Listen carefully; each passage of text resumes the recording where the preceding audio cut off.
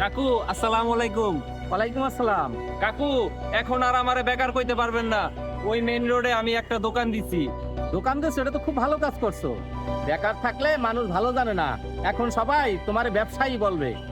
হ কাকু, আমার জন্য আপনি একটু দোয়া কইরেন। আর দোয়া করি তুমি যেন ভালো ব্যবসা করতে পারো, আর তোমার দোকানে প্রথম কাস্টমার আমি হমু। কাকু তাহলে তো ভালোই হয়। আগামী শুক্রবার দোকান চালু করবো। তাছাড়া শুক্রবার দিনটাও ভালো।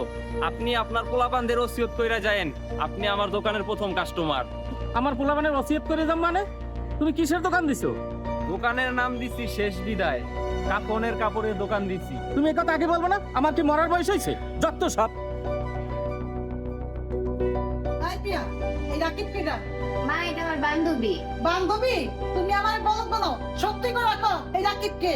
না বিশ্বাসে তুমি ফোন রিসিভ করে দেখো। ফোন তো আমি রিসিভ করবই। হ্যালো, কে তুমি? আন্টি আমি মাইসুম বলতেছি, প্রিয়াকে দেন। এই যে কথা কও। হ্যাঁ মাইসুল, বল।